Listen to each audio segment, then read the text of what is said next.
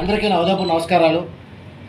ఈరోజు విశాఖ ఎమ్మెల్సీ స్థానిక ఎమ్మెల్సీలో పోటీ చేద్దామని ఒక దృఢ సంకల్పంతో నేను ఉన్నాను తప్ప నేను వెనక్కి తగ్గలేదు.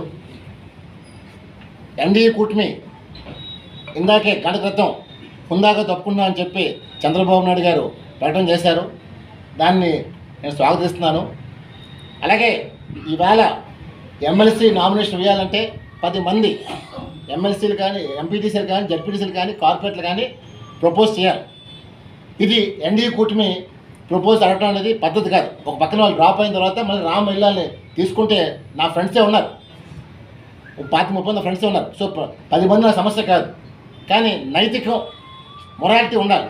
ఆ మొరాలిటీ ప్రకారం అది ధర్మం కాదని చెప్పి ఒక డిసిషన్ తీసుకున్న తర్వాత చంద్రబాబు గారు మనం మళ్ళీ నామినేషన్ వేస్తే డబల్ గేమ్ ఆడారని చెప్పి రేపు మళ్ళీ వైకాపా పార్టీ వాళ్ళు ఇతరులు అనుకోవడానికి ఎక్కువ ఆస్కారం ఉంది. సో నేను డైరెక్ట్గా బొత్స సత్యనారాయణ గారిని డైరెక్ట్గా ఆయనకే ఫోన్ చేసి డైరెక్ట్గా ఆయన్ని ప్రపోజల్ అడిగాను.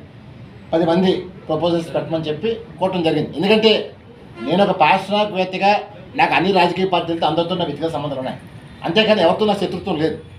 ఇష్యూ బేస్ మీద నేను మాట్లాడతాను తప్ప వ్యక్తిగతం జోలికి ఎప్పుడు వెళ్ళలేదు. మరి ఈరోజు నాకు వైకాపా వాళ్ళు 10 మంది ప్రపోజల్స్ నాకు ఇవ్వాలి. వాళ్ళు మేము ఇవ్వలేమని చెప్పారు. గెలుపు ఒకటి తర్వాత విషయం, ఒక యుద్ధం చేయాలనేది నా ఫిలాసఫీ, అదే చెప్పాను.